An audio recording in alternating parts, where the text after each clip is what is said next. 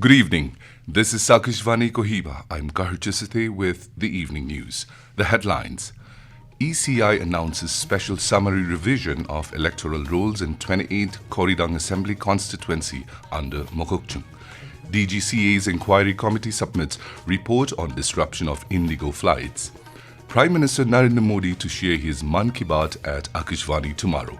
And IMD forecast dense fog conditions over parts of Northeast. Now the news in detail.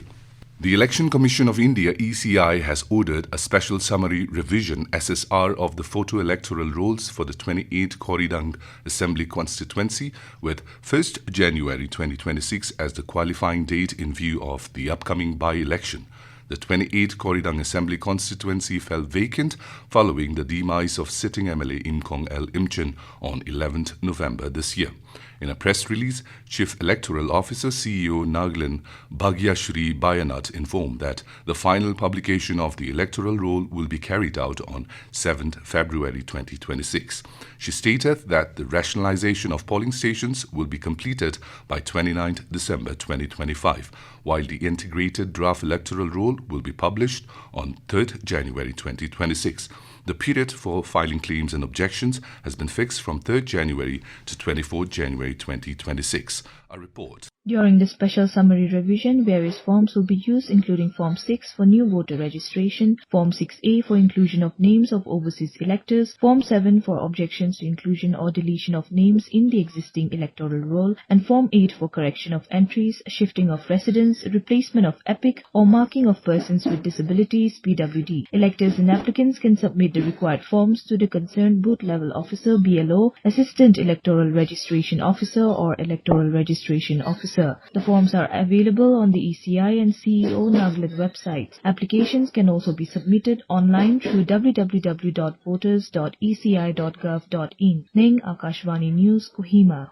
An inquiry committee headed by Joint Directorate General of Civil Aviation Sanjay K. Brahmana has submitted its report on operational disruptions of Indigo flights. The committee was constituted on 5th of this month to conduct a comprehensive review and assessment of the circumstances that led to the massive flight disruptions across the country. The report was submitted yesterday evening by four-panel committee. DGCA constituted a four-member committee to assess Indigo's adequacy of manpower planning, fluctuating rostering systems, and implementation preparedness. They were also asked to identify the underlying causes leading to widespread operational disruptions.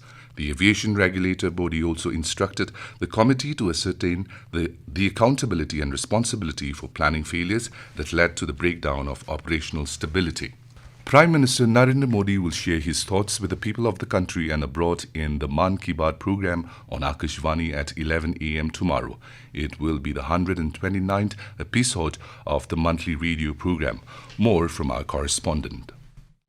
The program will be broadcast on the entire network of Akashvani and Doordarshan, AIR News website and News on Air mobile app. It will also be live streamed on the YouTube channels of the AIR News, DD News, PMO and Information and Broadcasting Ministry. Akashvani will broadcast the program in regional languages immediately after the Hindi broadcast. Mary, Akashvani News, Kohima. The National Consumer Helpline, the flagship initiative of the Department of Consumer Affairs, has facilitated refunds amounting to 45 crore rupees across 31 sectors. The Ministry of Consumer Affairs, Food and Public Distribution informed that the initiative has addressed over 67,000 consumer grievances in the last 8 months. The ministry also highlighted that the helpline has emerged as a single point of access for consumers across the country to seek grievance redressal at the pre-litigation stage. Consumers can register their grievances in 17 languages through a toll-free number 1915.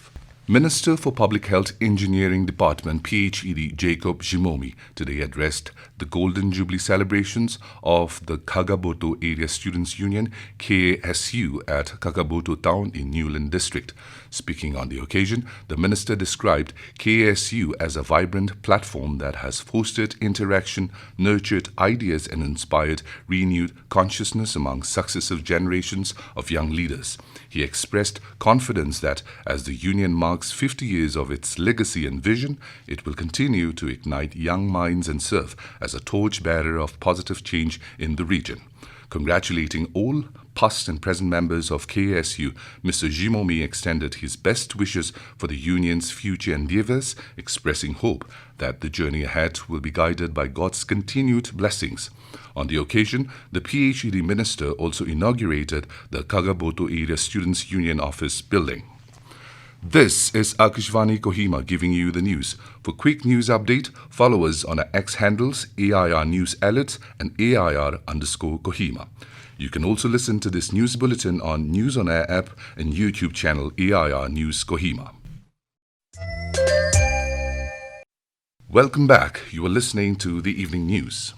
Indian Immunologicals Limited, IIL, one of India's leading vaccine manufacturers, has refuted claims by Australian health authorities of fake doses of its anti-rabies vaccine Aberab in India. In a statement, IIL clarified that the alert does not reflect the current situation. Reassuring healthcare professionals and the public, IIL emphasized that every batch of vaccine manufactured in the country is tested and released by the Central Drugs Laboratory before being made available for sale or administration. Thailand and Cambodia have signed a ceasefire agreement to halt fighting along their disputed border.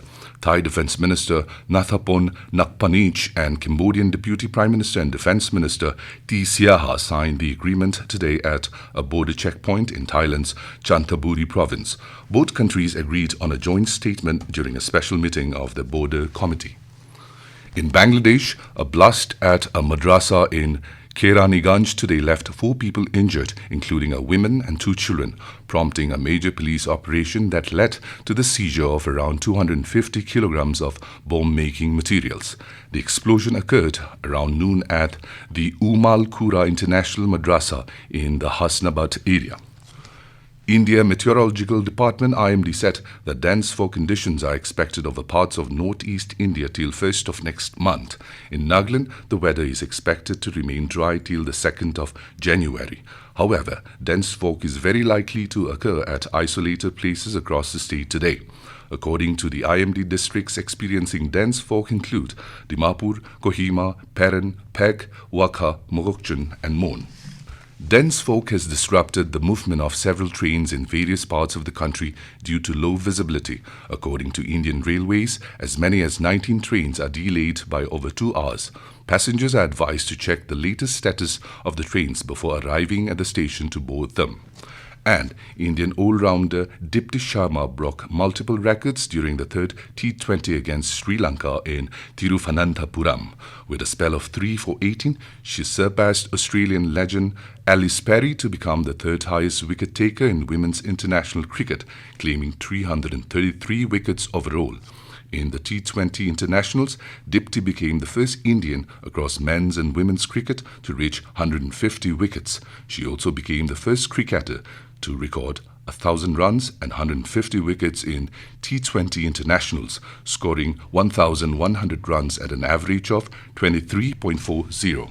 And now, to end the news, here are the main points once again. ECI announces special summary revision of electoral rolls in 28th Koridang Assembly Constituency under Mokokchung. DGCA's inquiry committee submits report on disruption of Indigo flights. Prime Minister Narendra Modi to share his Mann Ki Baat at Akashvani tomorrow. And IMD focus dense fog conditions over parts of northeast. That is all we have in this evening news bulletin. We will be back with the morning English news at 7:30 tomorrow. Good night.